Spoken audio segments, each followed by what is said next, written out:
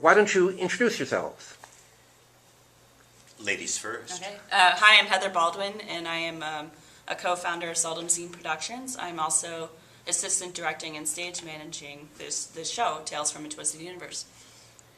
And my name is Mick Weinblatt. I'm the author, director, co-producer, did the props, the costumes, and the photography. So I've done a couple of things. And what makes the Fringe your venue as opposed to the Guthrie? I think because anything goes. It's not a juried kind of show, so you can do anything. If you're picked, go for it. And the audience determines whether it's a hit or a miss.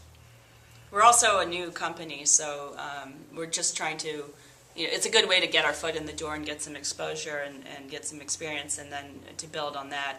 Although Mick has produced in the Fringe before under his previous production company, but some of us haven't done Fringe before. So and just as a group, we're new.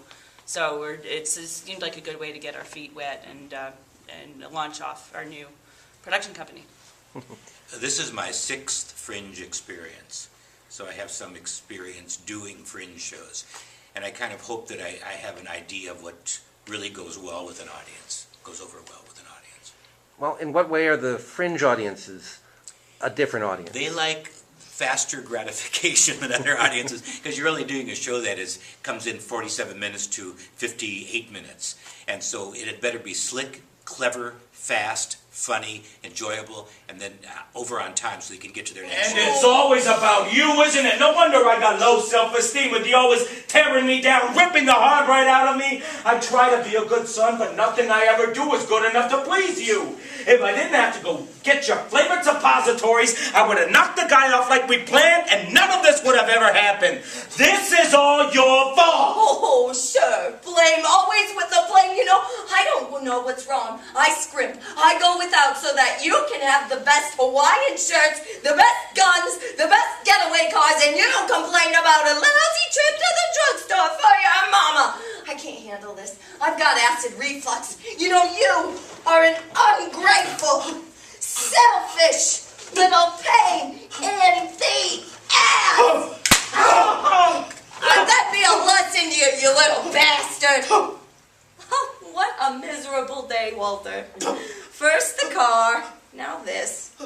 A little brat. Trust me, never have children. They'll only break your heart. Yeah, no, they're all kind of flawed people, and they're all kind of twisted, and they're all kind of strange, and I like them. Yeah, definitely a lot of dark elements in some of them, but they're all sort of quirky comedies. But other than that, it wasn't really. And there is a sense of poignancy, especially in the Gesundheit. There's a sense of longing and need, even though it's basically farce humor. The two men need other people, and they're both lonely men, and they find each other. Keep it. Can I get you anything else? A glass of water. Some hard candy would be nice. My throat's a little raw. Here you are. Tic Tacs? I was hoping for a Jolly Rancher. That's all I have. Okay, thanks. Here, drink this. It's tepid. You couldn't let the water run a few minutes, drop in an ice cube, maybe? You were choking, I didn't think. Yeah, sure, that's what they all say. Nobody ever thinks anymore. But it is the thought that counts. Thank you. Are you alright now? Does it look like I'm alright? I'm distraught here. I nearly choked to death again, twice, second time in a week. Monday I went to the Colonel for some buffalo wings and I started choking on one of those little mothers. Lodged right here in my throat where you can't get at it. I was hacking and gasping and spittle was dribbling out of the corner of my mouth. I raised my hand on the universal sign for choking. I finally had to perform the Heimlich maneuver on myself. I pushed into the corner of the table again and again until that sucker launched right out of my mouth like a rocket. Must have shot 20 feet. The manager came with a tall glass of water with ice cubes, and he didn't even charge me for the meal. God, I should have ordered the riblets. Do you got another Tic Tac? Shows. What are some of the challenges of the Fringe itself? Well, it is hard to be working in a space here in this rehearsal space that is very different from what our venue is, the Brave New Workshop. And we don't really have very much room to store our stuff because we're sharing the venue with a lot, 10 other production, so we can't even bring our stuff in until the first day. Let's do it right here, right now in the linoleum. What? Wait. What? I can't. Why? Well, let's take it slow, Fly Paper. We barely know each other. Come on, take me on the grand tour. Vivian, we've been together for an hour. I got needs. Don't tease me like this.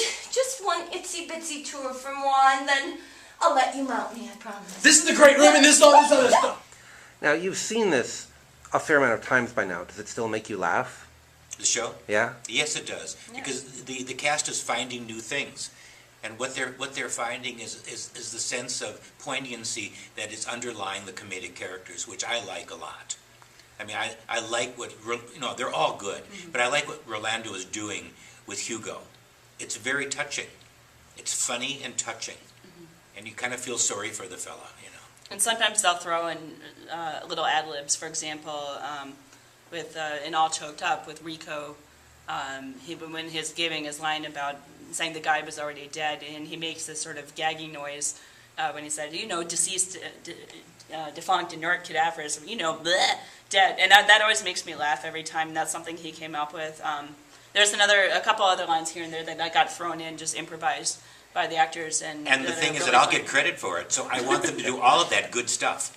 And these are very inventive actors. They're really, I'm very proud of them.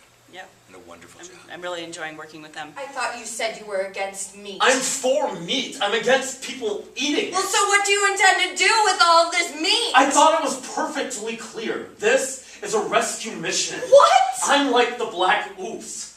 I'm liberating my meat.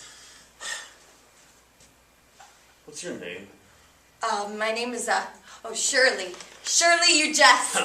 That's not your real name, is it? No, it It's isn't, it's but okay. I respect that. And my real name's not Quentin either. Listen, if I promise to sign your petition, Quentin, can I... Adrian. What? My real name is Adrian Celeste. It is so freeing to finally get it out. Your turn. My turn what? I told you mine, now it's your turn. Hermione. I can see why you changed No, that. can I please finish my shopping? There's one more thing. What else do you want? Promise me something. What? March into that supermarket. Fill your arms with meat and bring it out here so we can do the right thing. And that would be? My passion. Adopt a cutlet. Regroup and And I just won a major award for one of my plays, and they're going to be producing it in Indiana. And so they're going to transport me down there and put me up, and I'll be the guest of honor at the premiere of my play. nice. Oh, cool. So it'll be kind of nice. Yeah. Do you like working in Minneapolis? I know it's a heavy theater town. Oh, Minneapolis is a wonderful place to work. There is more theater here. I have friends that come in from New York and are astounded at how much theater there is and how much affordable theater there is. And also, but also it's a really friendly community, and really, like, the Fringe is a perfect example of that. It's so easy to just meet people. You'll be standing in line at a whole first new show. community develops because of the Fringe. Yeah. And you see people that you haven't seen for a year, and suddenly you're all part of a group again. And what have you seen? And you talk to people. People don't talk to each other as much during the course of a regular year, but during the Fringe, all bets are off, and everyone is friendly. Yeah, actually, some of my closest friends I've met during Fringe, just at Fringe Central. For example, Matt Sachs, who's in the show, I happened to meet him at Fringe Central about 2 years ago, and we became really good friends. I have several other people who had just happened to be standing next to at the bar at Bedlam, and started chatting with them.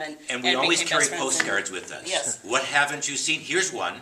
Yes, and there's a lot of networking and Yeah. say, oh, I really like this show. What are you going to see next? And it's really fun, and it's just I'm really proud of this whole community here, and I'm really honored. I really love being in Minnesota. Even though I'm not a native Minnesotan, but I really consider myself a Minnesotan, and I really enjoy being part of the Minneapolis.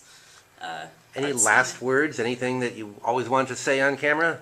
We encourage everyone to come and see the show. Yes. It will be one of the best theatrical experiences of their life, and to tell their friends as well.